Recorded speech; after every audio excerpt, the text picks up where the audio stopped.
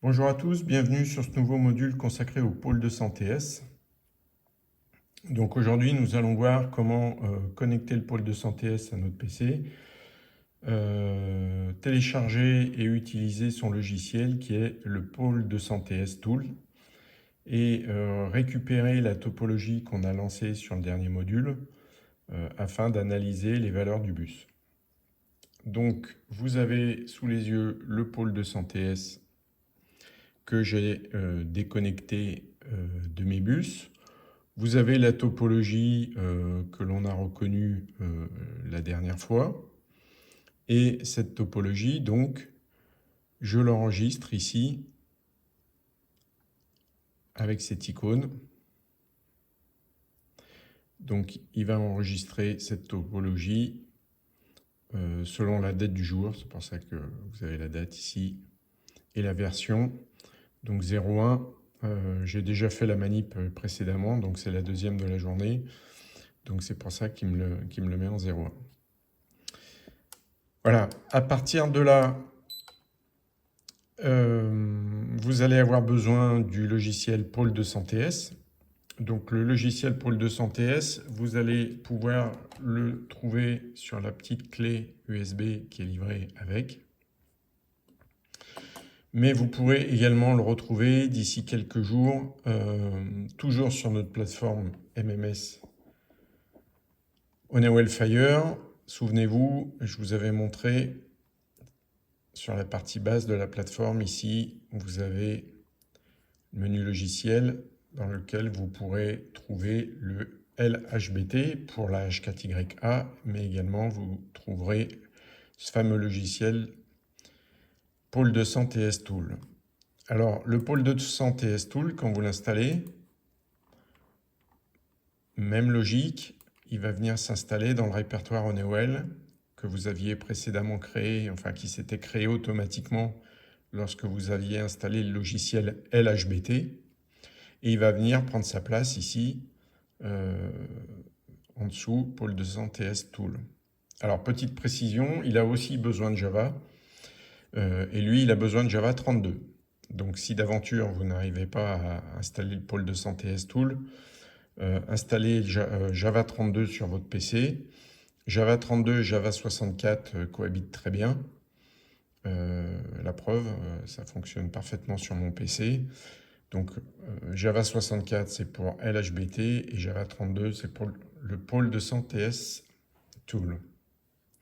Alors une fois que vous avez installé le Pôle 200 TS Tool et que vous le lancez, vous allez voir qu'il ressemble étrangement à l'autre logiciel, sauf que là en haut à gauche, vous voyez que vous êtes bien sur le Pôle 200 TS Tool. Et il me reste donc à connecter mon Pôle 200 sur son port USB et sur mon PC. Voilà, donc mon Pôle 200 est connecté. Et là, je vais aller récupérer mon fichier enregistré sur le Pôle 200. Donc pour cela, je vais dans mes répertoires racines, je vais sur mon port USB. Et là, vous voyez que j'ai les deux fichiers. Bon, c'est les deux mêmes, hein. J'ai simplement fait 2 fois la manip ce matin. Donc, j'ai la version 0 et j'ai la version 1.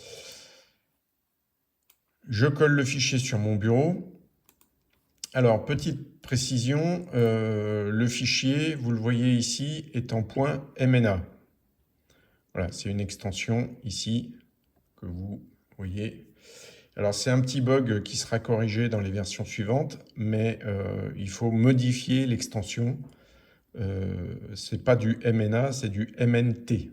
Donc, ce que vous faites, c'est que sur votre fichier, vous allez dessus, vous faites renommer et vous enlevez le A et vous mettez le T à la place. Donc, pensez-y. Tout simplement parce que lorsque vous allez retourner sur votre fichier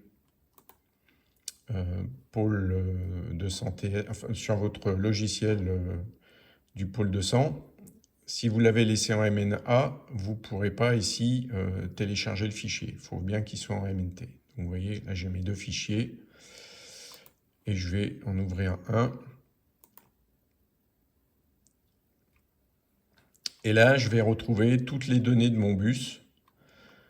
Donc, je vais retrouver l'adresse physique de mon détecteur, sa technologie, son numéro de série, sa date de mise en service, donc toujours même logique. Souvenez-vous tout à l'heure quand on est allé voir un détecteur sur la topologie du bus dans le pôle, on avait 2134, donc ça correspond bien à la date de mise en service, donc c'est 2021,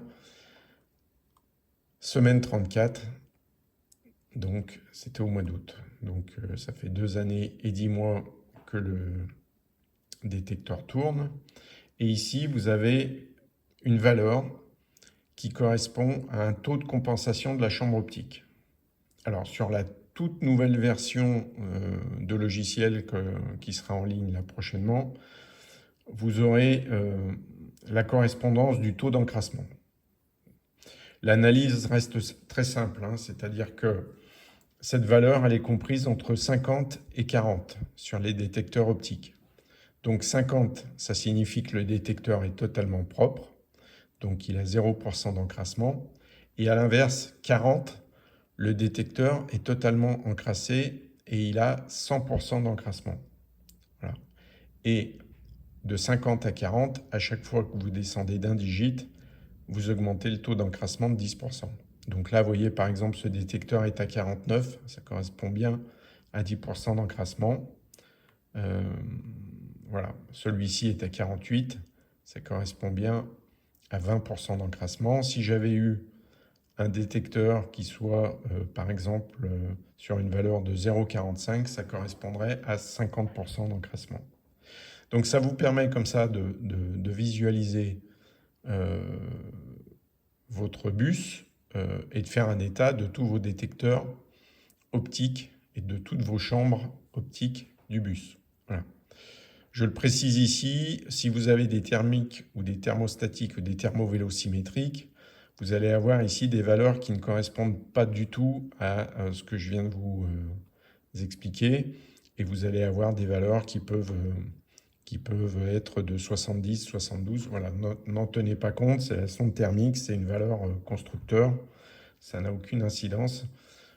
Ce qui est surtout important, c'est que vous puissiez analyser l'encrassement de vos chambres optiques. Voilà, donc cet état, vous l'avez. Vous voyez en bas, vous avez les 2 DM. Donc, vous voyez la valeur, en l'occurrence, c'est ce que je viens de vous dire, n'a pas de signification sur ce type de produit. Donc cet état, vous pouvez l'exporter. Voilà, sur votre bureau, en Excel. Voilà.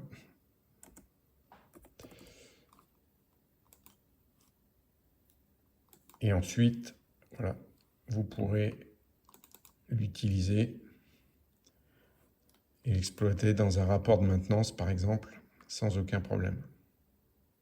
Voilà, donc fonctionnalité très intéressante sur le pôle de santé S, puisque cet outil va vous permettre donc de faire la maintenance de vos bus et de pouvoir vérifier la durée de fonctionnement de vos détecteurs et le taux d'encrassement de vos détecteurs.